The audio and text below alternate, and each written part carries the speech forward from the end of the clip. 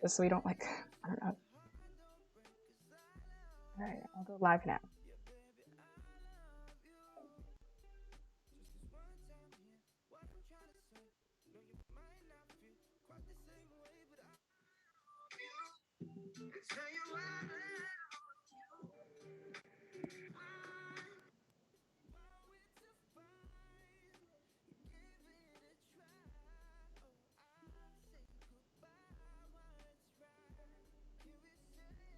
Right. Hello, everyone. I'm seeing the live stream. Everyone's saying hello.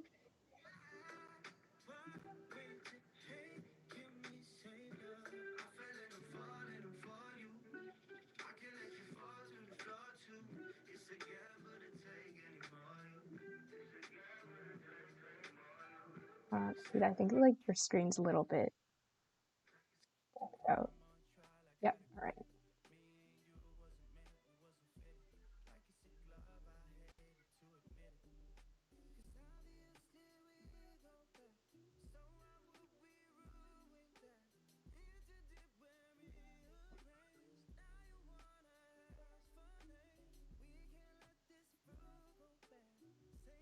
I'll just wait until 7:05 for everyone to roll in.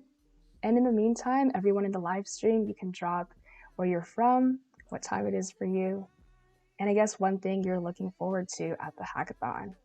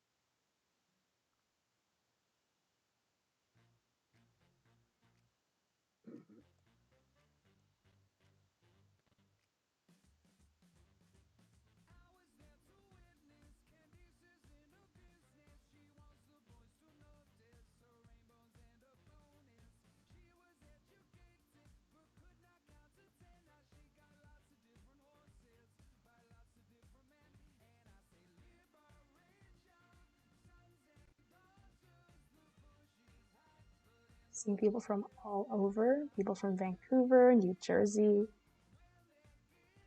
Markham. I'm also from Markham. Nigeria, Ecuador, California, Ontario, Dubai. Dubai, it's 3:03 a.m. Wow.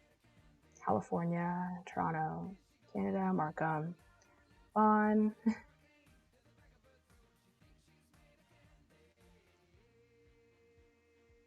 Calgary, Texas, Qatar, it's 2 a.m. Wow, thank you guys for staying up so late for our opening ceremonies. I'm just going to give it one more minute and then we'll start. Edmonton, Indonesia, 6 a.m. Thank you for, I'm not sure if that's staying up or waking up for 6 a.m. Hopefully it's waking up. All right, 7:05 and we'll just get started. So, hi everyone. Welcome to the Superpositron's opening ceremonies. My name is Samantha Oying and I'm the founder and executive director of Superposition Toronto. Hi everyone, this is so exciting. My name is Nikita Young and I'm the Senior Director of Content Creation at Superposition Toronto. Right, and we're just going to get started with a quick introduction to Superposition Toronto and what we're all about.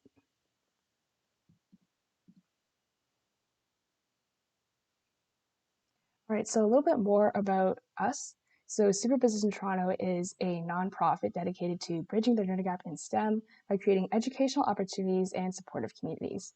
And we do this by actively bringing girls into STEM by hosting panel discussions, hackathons, workshops on a variety of different STEM topics to create a space where everyone really feels like they truly belong.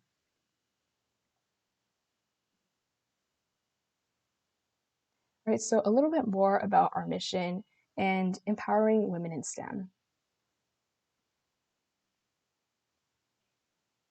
So here's some reasons why diversity in STEM matters. So STEM is driving innovation for everyone, but the thing is that these innovations wouldn't really be possible without having that diversity in perspectives. And so that lack of diversity represents a loss in talent and discovery. And so what we think is that the people in STEM professions should really be representing the people using STEM products, because I'm pretty sure that it's not just men using using products these days. Another thing you can say to people who might not agree with the statements before is that studies actually show that companies with diverse workforces outperform others financially.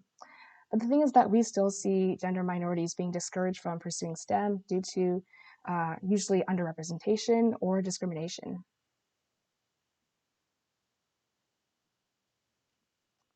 So why are women only 23% of science and technology workers, 19% of first-year engineering undergrad students, and 16% of first-year computer science undergrad students in Canada? So this is usually due to the traditional beliefs of masculine versus feminine interests and activities. You know, a lot of times you hear people say, well, girls just aren't into STEM, but of course we know that that isn't true. Also a discouragement due to the lack of representation and there being very few female role models, a male-dominated culture within the field of STEM, and losing confidence earlier on, which is why we really want to target younger females in STEM before they start losing that confidence and to just enter the world of STEM at an earlier age. So a little on our approach at Superposition Toronto, we're not just an activist organization. We create educational opportunities such as workshops, panels, and competitions to equip young girls with the skills they need to excel in STEM. So this is why we need to bring more girls into STEM. This is why we're hosting the hackathon. So a little on our past initiative, we've had 4 different workshops, 2 panels, a STEM university programs panel, and a female founders in tech panel. And we've also had a holiday themed STEM escape room called the Igloo of Secrets and a STEM based trivia tournament called the Superposition, and both of them had over $600 in prize pool. Our impact throughout our first year at Superposition Toronto, we have reached over 33,000 individuals in 80 countries and 6 continents, which are all of the inhabited continents in the world. And we also have over 2,600 followers on our Instagram account. And now I'm going to pass it back to Sam Ouyang for a message from the founder. All right, thank you so much, Nikita. So as you guys already know, my name is Samantha Ouyang, and I'm the founder and executive director of Superposition Toronto. So I'm 17, I'm going into grade 12 in September, and besides empowering women in STEM, I'm also super interested in blockchain for social impact. So we actually have a fireside chat on that topic called Ways Blockchain is Making the World a Better Place. And that's happening on Sunday at 2 p.m. So you should definitely join if you don't have like judging at that time.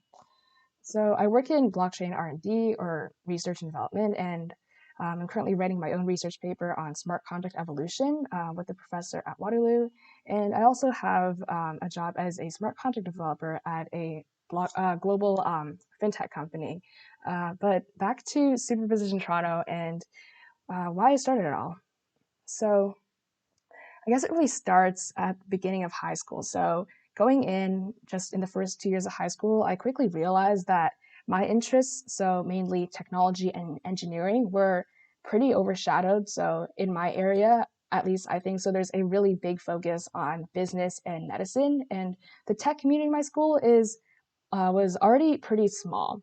You know, we had a pretty underfunded robotics team. You know, you have your guidance counselors emailing us going like, yeah, we need some people to switch out of biology to take physics. And I was also the only grade 9 girl in my lunch period. First semester of grade 9, there were no other guys in my grade, no other girls in my grade, because I decided to take grade 11 computer science. And reasons why only the school knows of how they choose lunch periods or whatever. And that was pretty isolating. But I was just really frustrated by that lack of support from my school in general. And even in grade 12 computer science as well. So in both grade 11 and grade 12 computer science, all the other people in my grade that took that class were guys. So I was the only girl in my grade, and we still had the same interests, and so I did consider them my friends. And back then I did a lot of competitive programming, so we helped each other out with that, and we used to joke around a lot, just poke fun at each other. But while I did consider them to be my friends, there were a lot of times where they said some really, I guess, um, unwarranted things. They doubted my skills, they discredited my achievements, and sometimes just like said really random things without thinking. It kind of just like put me in shock. So this one time I came back from Hack the North. It was Hack the North 2019. I was in grade 10 at that time, and I was talking to one of my friends about the experience and everything. And so he kind of just responded with, "So did you just do nothing then for your team?" So he's kind of just like, "Oh, so you were dead weight." And that was just one experience out of many. But out of these similar situations, I kind of just tried to pretend like they never happened. And looking back, I kind of stayed close to those people that hurt me the most because I really just had no one else to go to at that time. And when they would take jabs at like coding skills, I kind of just felt like I had to laugh along and not really make it into a big deal because you don't want to make a fuss over it. It's such a small matter. Like you don't want to start drama, and that's number one. Number two is that you're already self-conscious about your skills. We deal with imposter syndrome a lot. And because you know that you don't know everything, and so you think, well, maybe there's some merit to what they're saying anyways. And that's the thing, because no one ever wants to call out this issue because we kind of just want to like pretend that things are fine when they're clearly not. And so I kind of just realized that school or my school community was never going to be able to provide that support that I needed. And I kind of just went like one day, if I can't find what I'm looking for, then I kind of have to be the one to create that myself. And so, things don't really have to be the way that they are currently. There is a way to do something about it. And so I took that chance last year and tried, and I found 15 other people who were also willing to take that chance. And since then, we've grown into Toronto's largest student-led women's STEM nonprofit. And honestly, I really couldn't be more proud of what we've been able to accomplish in just a year. I never really felt like I belonged in school. And to be honest, I still don't to this day. But I've found such a bigger, better, and more welcoming community outside. And that's kind of really all I want everyone to just be able to have in their lives, a place where they feel like learning and growing is possible and that you can find help along that journey. And that's pretty much exactly what we've tried to create here at the Superpositron.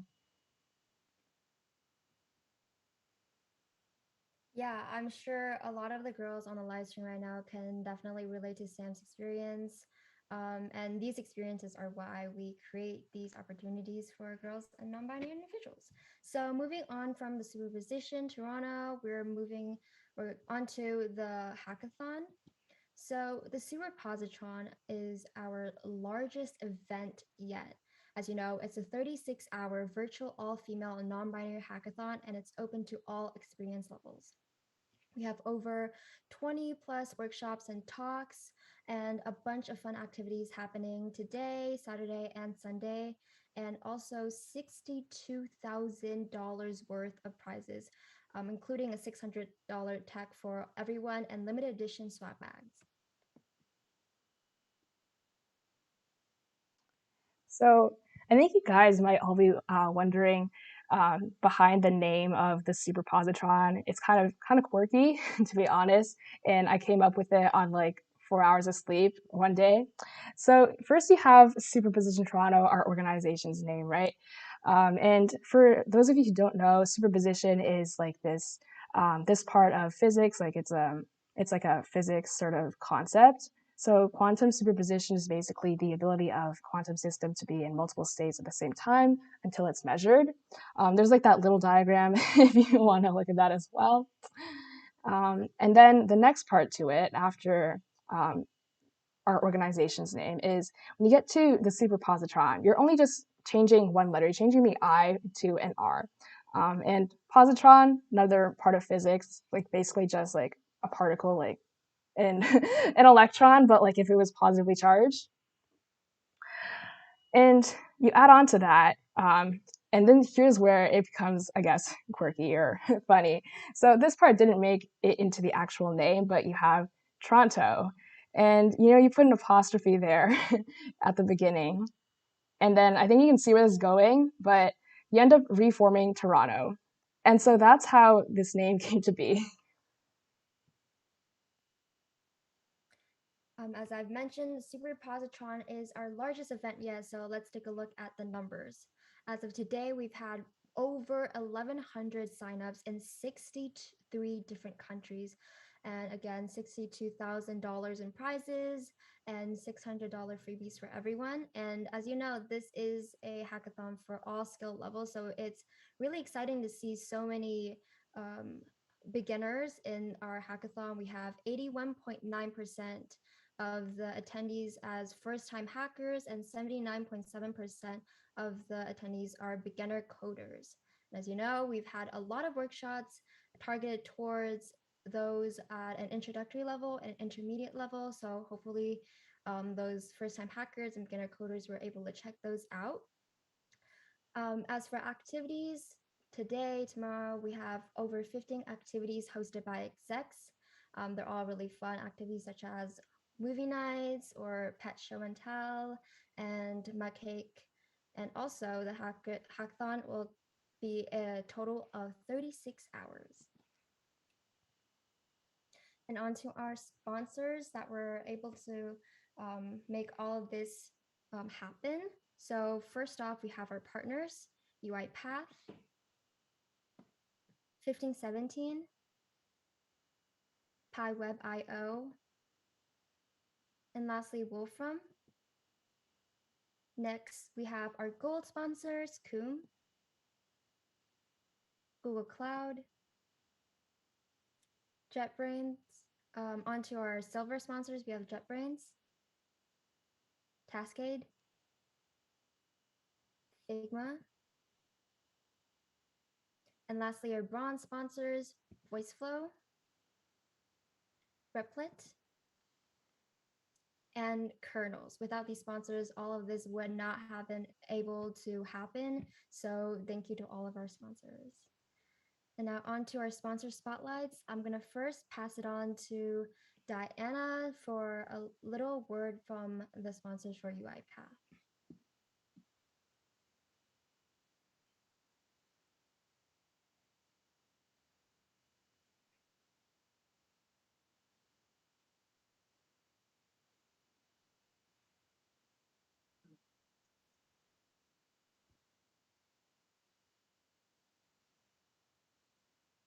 There we go. So I'm happy to be here today, and we're excited to support this conference.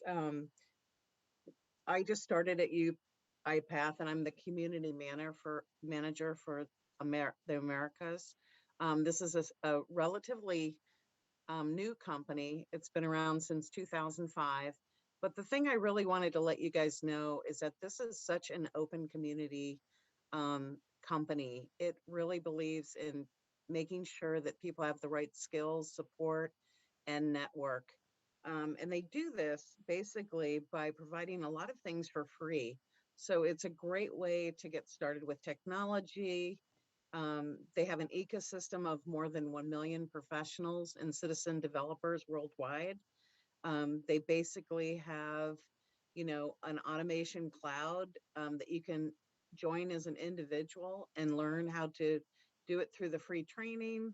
They have an academy that you can go to learn skills and get credentialed with certification.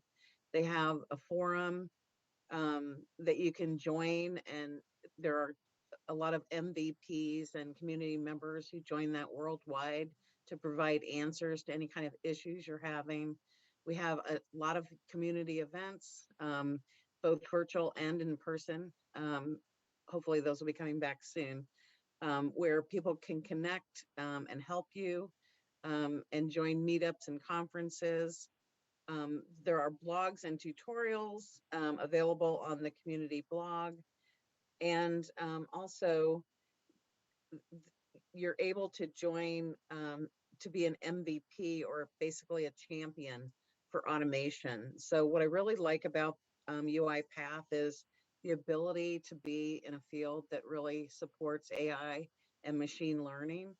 And we really would like, you guys to join the UiPath community. If you have an opportunity after you're through with your 36-hour session, and we're again very excited to be part of this event for you.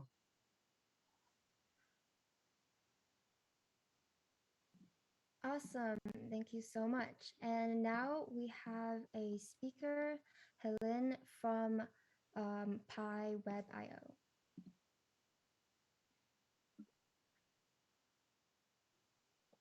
Hello, my name is Colin. As you can see, I'm sitting in my daughter's room.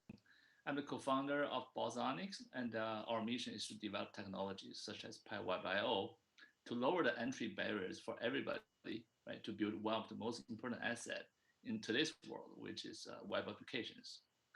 I'm super proud of each one of you, right? All the organizers, participants. I look forward to seeing you putting more people along with you, friends, family members, classmates, or somebody you meet from the internet. You invite them to learn STEM together, right? Form a team to build new stuff. Thank you again for the opportunity, right, to let our company be part of this exciting event. Have fun and enjoy the hackathon. Thank you so much. And lastly, we have a speaker from Coom. Hi, everyone. So for those of you who didn't attend the workshop I hosted on Thursday, my name is Alexandria Balde, and I am the Tech Leadership Program Manager at Coom. And I'm here to tell you a little more about it. So let me just share my screen. So Coom, social coding change for students. We were founded in 2020 and based in California, USA. And what we do is empower students to create their own future with coding skills. And there's a ton of ways you can get involved to begin your programming journey. For example, you can enter into your coding space, just like this one for this website, and build your awesome ideas easily. It's super beginner friendly with zero setup, as well as you're able to use advanced tools like our Coom database or authentication API to level up your project without having to write any backend code. And then aside from your coding space, you can get started right now with our community coding studio. And there you including our tutorials and our blog posts, and you can upgrade your coding skills from learning real world practical coding projects with step-by-step instructions on how to say, create your own leaderboard at your game with a database, or create animated web cards with advanced CSS.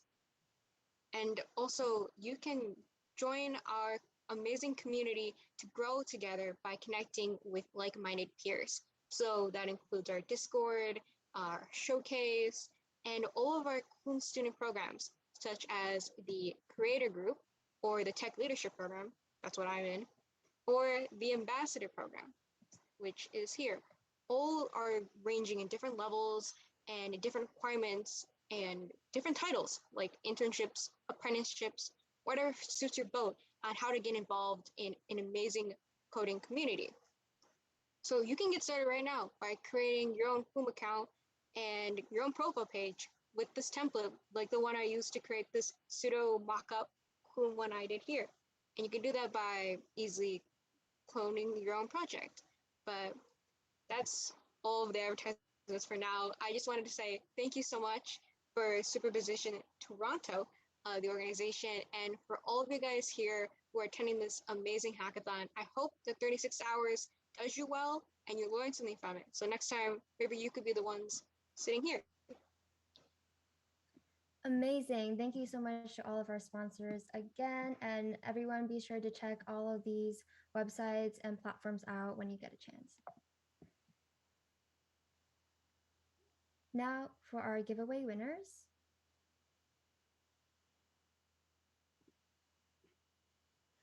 Right. So as you know, leading up to the hackathon, we are giving away 3 limited edition swag bags.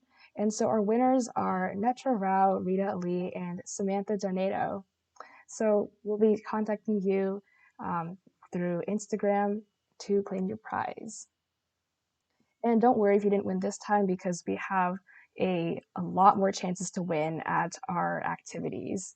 We'll probably be giving away, I think, total 17 more swag bags. All right. And now on to our opening keynote from Dr. Ravi Sterling. So she has worked in digital inclusion for over 20 years. And before that, she spent a decade at Microsoft Research spearheading efforts in gender equity in computer science. She also holds a PhD in media, technology, and society from the University of Colorado at Boulder. And she's also the recipient of the Anita Borg Institute Women of Vision Award for Social Impact and the 2019 Impact Engineered Award for Women in Technology. So I'll pass it off to Dr. Ravi Sterling.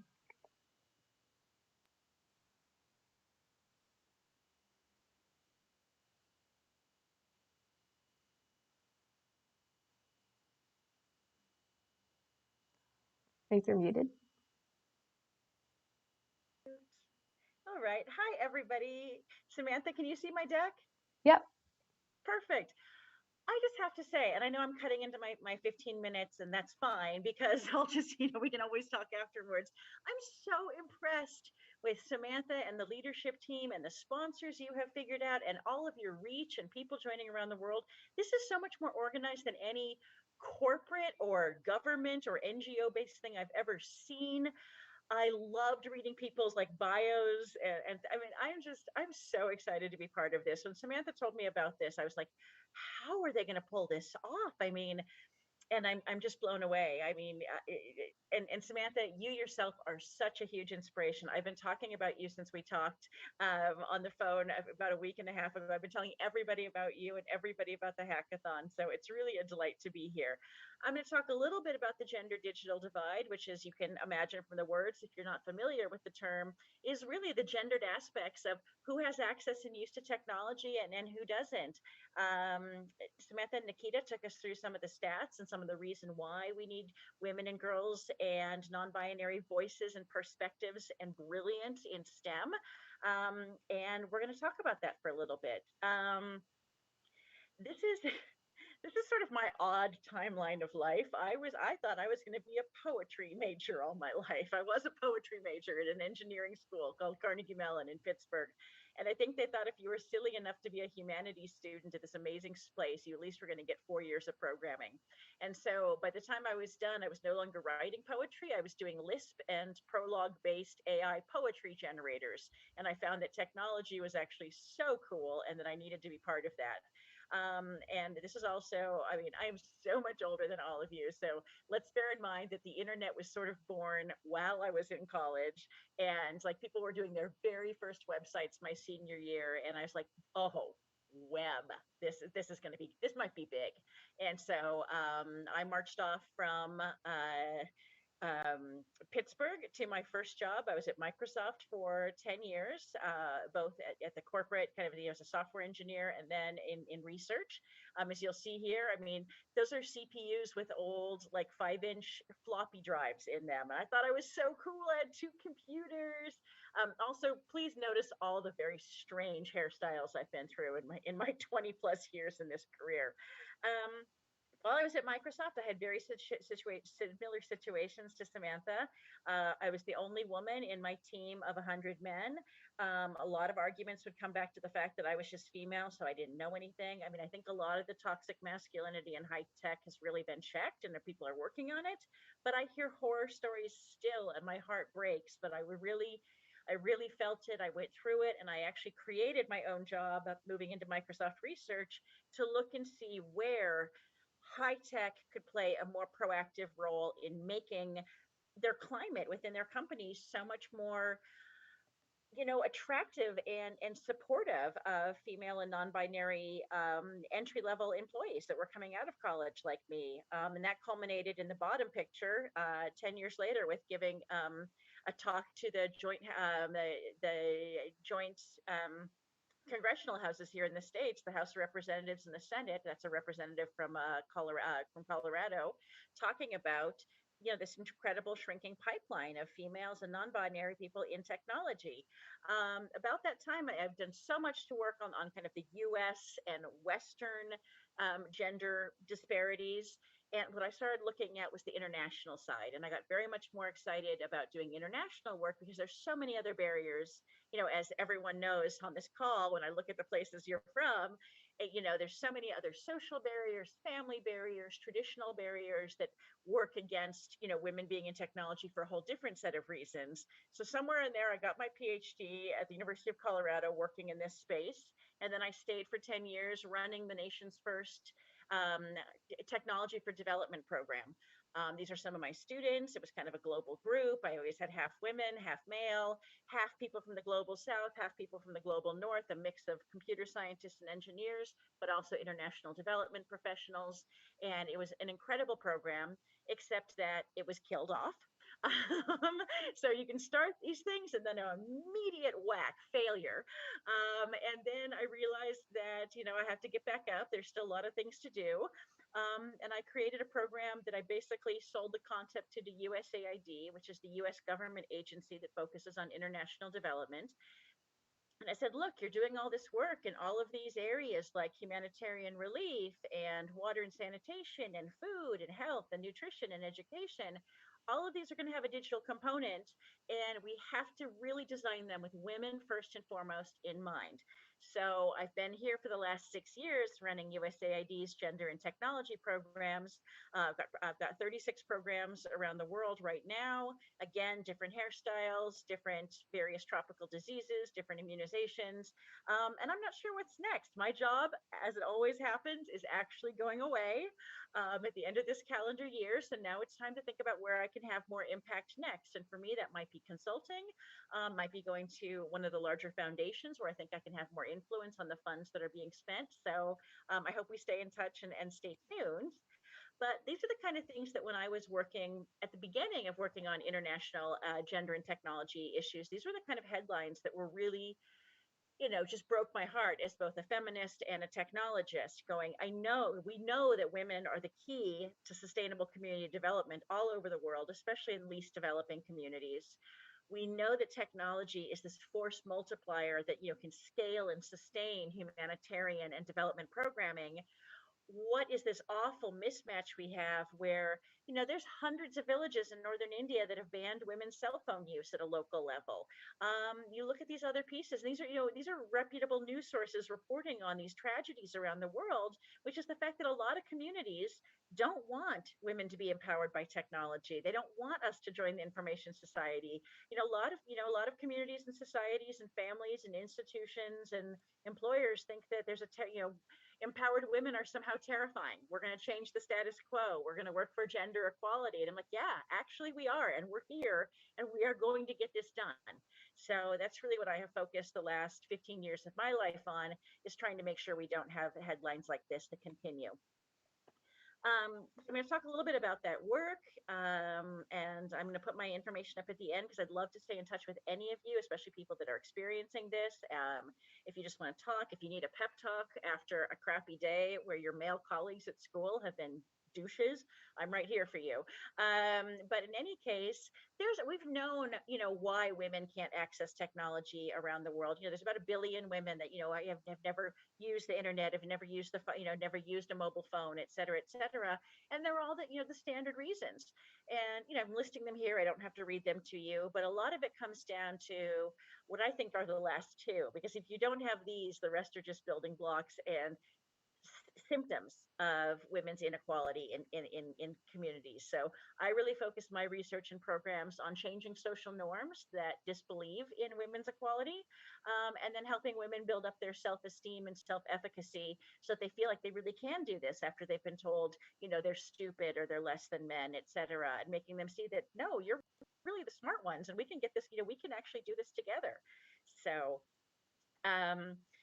I just want to talk a little bit about, if anyone's ever heard of the United Nations Sustainable Development Goals, there's 17 of them, and they really frame out what the top priorities need to be globally to eradicate poverty. And target 5.5 is gender equality. And so Sustainable Development Goal 5 is gender equality. And then there's a target under that that's specifically focused on women's access and use of technology in the service of development. So this is a huge global priority, and we really, really need people that understand that women and tech together can be that amplifying force that right now, unfortunately, a lot of the initiatives that I see and I work on and I see globally continue to not count women at all. They go, well, it's technology, it's gender neutral. If we give an app to a community in Bangladesh, I mean, the men and women will both use it. And you're like, no, they won't if the women can't use the phones. Or don't do this in French in a country like Senegal, where the women you're trying to target speak Wolof instead. I mean, there's just such a mismatch because these apps are designed by people like me living in Washington, D.C., or Geneva, or New York, or Toronto, and we need to be so much better and treat women as customers. You look at high tech and they focus group everything, and we sit there and we roll out all these apps that no one uses and wonder why. Oh my gosh, my time is flying by. These are some of the places I currently am running projects in. There's 10 more in India that aren't listed here yet because they haven't been announced, but they're all based on COVID response after India's really, really tragic situation. And I know several of you are from India, and my heart goes out to you everywhere globally, but the places that are really hit with COVID right now, wow, these are unprecedented times, and stay tough and stay healthy. But in all my years of doing this, what it's really come down to, when people say, we can't close the gender digital divide, we can't get technology to women, women won't use it. That's our fault. There's 5 key things that, and then maybe you think about these when you're building your solutions, that have always worked for me. And especially if you could engage all 5. And a lot of it has to do around changing these social norms, creating technology that's really designed and co-designed with the women and girls that we're trying to work with, and then developing a larger community support network around this, which you've already built in Toronto, and look how it's gone globally. I'm going to talk about a few of these projects, just a few of my favorites. Here's one in Mali. Mali's in West Africa. It's a very poor country. It's one of the 10 kind of worst places for women to live if you look at the social economics. The women that I work with in Bamako, the capital, I work with women across 4 slums. They're all illiterate. About 2% are literate. Had some school, and they all speak a language called Bambara, which is a very popular oral language. But as you can imagine, there's not a lot of Bambara content on the internet. And if there was, if you're working with low literacy populations, it's not going to be useful anyhow. So with the women, with 52 women, we took from the very best of Facebook and WhatsApp and other social networking platforms, and built a social network that is completely, voice and language based. It has video clips, but everyone can understand each other. It's not high tech in the sense that there's not natural language processing behind it or something like that. But, you get these clips. It's about health, where they can sell their goods. And the husbands have been really responsive. About half the husbands say they'll only let their wives use it if they can also be part, that they can observe and watch. So we have to make sure that we engage men in the content. So there's a lot of things. I'd like to jump from 0 to 60 with content, but we have to be really careful about some of the social norms, etc., and opening spaces for women that don't threaten men. And then they realize, wow, my wife is bringing in 4 times the income she used to with her soap, because now she can talk to suppliers and other folks. So I love this project. Just a little bit to the east of Mali and south, we have Nigeria, and I work on a project in northern Nigeria with several local partners. And this is a community, this is an area where the local clerics and religious leaders have banned women's internet use because they think it's immoral. They think it promotes Western values that are anathema to what they think, a good Muslim northern, Hausa Fulani woman should be, etc. And so we started working just with these male clerics, these very conservative religious leaders and community leaders, to understand under what circumstances could women ever use technology. And they started off, well, for religious purposes. Great, that's a start. And then after they did that for several months without any huge traumas at home, it's like, well, they could do it for children's health. Okay, then we start. Now, 3 years in, all of these clerics have lifted these bans and are encouraging their congregations to make sure that husbands buy their wives and children phones. So, big things happen, but you move slowly, you move surely, and you really understand and respect the cultures you're going into and pick good partners. Me going in, no one's going to listen to me. I'm exactly the antithesis of what they want there. What a good Northern Nigerian woman probably is. But you work and you find those common areas, and it's just amazing. This is one of the things we've done with women's confidence building. We all kind of hate those programs. I'm sure we all know that, call interactive voice recording, right? Where you call into something, it's like press 1 for the movie time, press 2 if you need an address. But this kind of work, the IVR work, is amazingly adopted all through lower and middle income countries, because usually you don't have to pay for an outgoing call. You can be private and listen to something about maybe women's health or gender-based violence, or things that you don't necessarily want to share. You can have that privacy. What we worked with with a company called Viamo, which is a Canadian company, is basically pre-technology readiness. So women could call in and understand, what is this internet thing? Do I even want to be part of it? If I have a phone, how do I find out if it's internet enabled?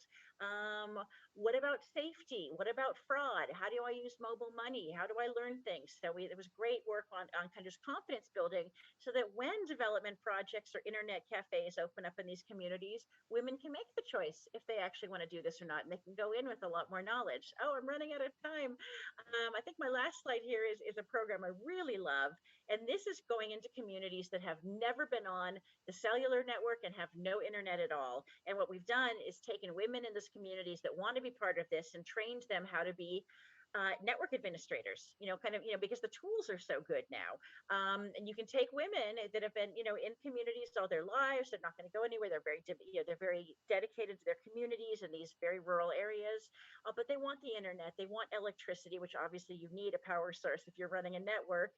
And we teach them how to put up these community networks. And for the first time, these communities have both electricity and they have internet.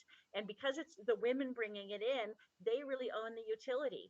Both utilities, they set the prices, they set the training, and the men are just so excited to have it, they don't sabotage it at all. So that's a project I really love. Okay, I'm 49 seconds over. My email is here. I would love to talk to anybody at any time from any country. I'm delighted to be here. I'm so inspired by Samantha and the exec team, and I look forward to, I get to be one of your judges on Sunday, and I hope that this has helped kind of open your mind to some of the techniques that you need to think about and employ in building that social impact part of your projects. Thank you so very much. Thank you, Ravi. Thank you for speaking to us. Wow, that your story is incredible, and everything you said was so interesting and insightful. Just wow. And now for hackathon logistics. So a little on the rules. For help desk, if your question can be solved by basic Google search, please try and do so first. So if you're looking how to navigate Discord, you can do a quick Google search before asking the help desk. Second of all, please look at recent questions to try to see if someone else has already asked your question. We have a lot of repeat questions on help desk. So it would be great if you could scroll up and see if there's any question that has already been answered. And number 3, please refrain from DMing organizer questions unless there are more personal ones. Because if you're asking the question and help desk, then other people can also see the answer. As for the projects, all parts of your project must be written and assembled between Friday, August 13, 10 p.m. EST and Sunday, August 15, 10 a.m. EST. If you're in a different time zone, please convert those times to your time zone so you can note down the times.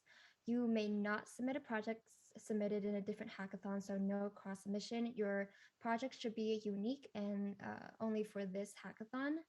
Any form of plagiarism is not tolerated and will result in disqualification. If you need any help on your project, we have amazing mentors in our hashtag Find a Mentor channel. Mentors will be monitoring the channel, and you can also ping a skill role that you need help with. And for project submission and judging will occur on Discord. The voice channels will open on Sunday, and you've already heard Revi say that she's going to be a judge, so that's really, really exciting. During the demo time, you have an option to pitch your project live or play a pre-recorded video. This must not exceed 3 minutes in length. We do recommend you record a pre-recorded video just in case there are any technical difficulties on that day. At the end, there will be 2 minutes for judges' questions. And you may submit to multiple prize categories, but you can't win in multiple. So for example, if you win a sponsorship prize, then you can't win another sponsored prize, but you can win like an overall prize.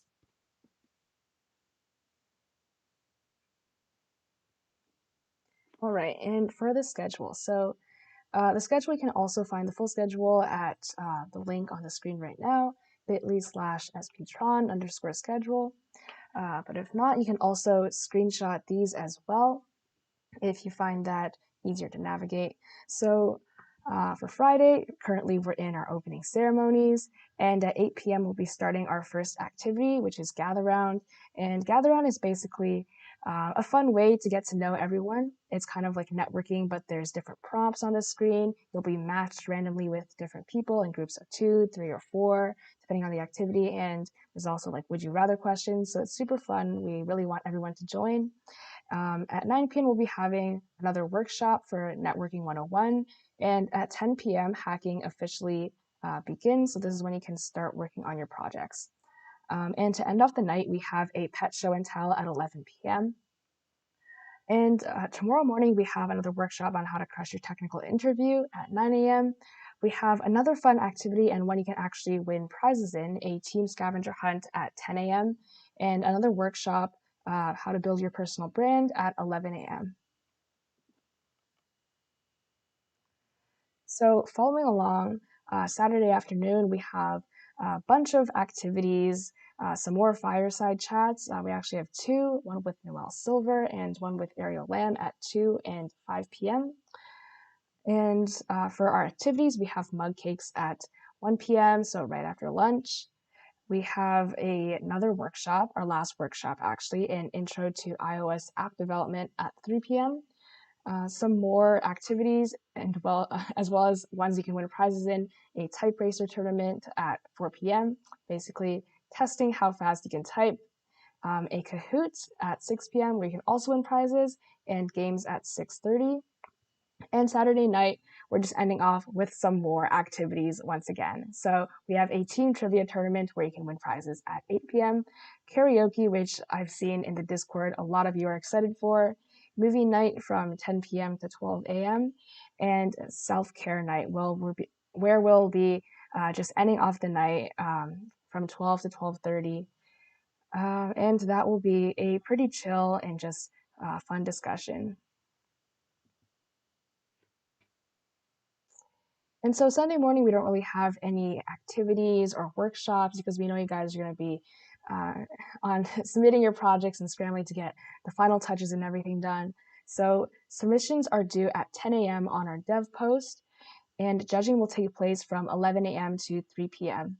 And you'll be given a 5-minute time slot, and we'll be going through all the logistics then.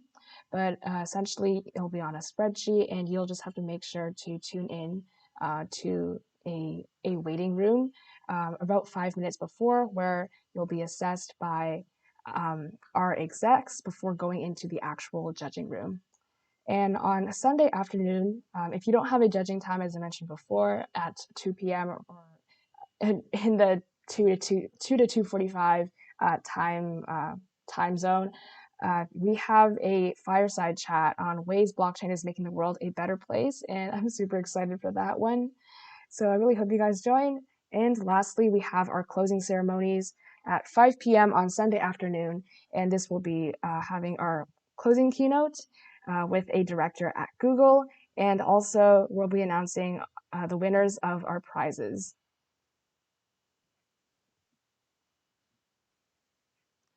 And so this is the entire list of activities. We've also sent out a document with a description of each as well on our Discord, but we have asynchronous activities. So we have a bingo card raffle where you can also win prizes again, the swag bags. So for the bingo cards, you'll see more instructions in our Discord, but essentially you can go around completing the prompts that are on it, and taking screenshots of you doing it as well. And you can, the more activities or prompts you complete, obviously the more entries you'll get. We also have a photo booth. I highly encourage you all to take a photo, and we can all see all your lovely faces from all over the world in the gallery mode. On Friday, so today, we have 2 activities, as I mentioned before, Gather Round and the Pet Show and Tell, and the rest of our activities will be on Saturday. And the number in the brackets just indicates the number of prizes that are up for grabs. And we also have a number of networking sessions, so these will all be taking place on Saturday throughout the day. And essentially, they're grouped by whether you have similar interests or similar experiences. So we have networking sessions for international hackers, designers, hardware hackers, and many more.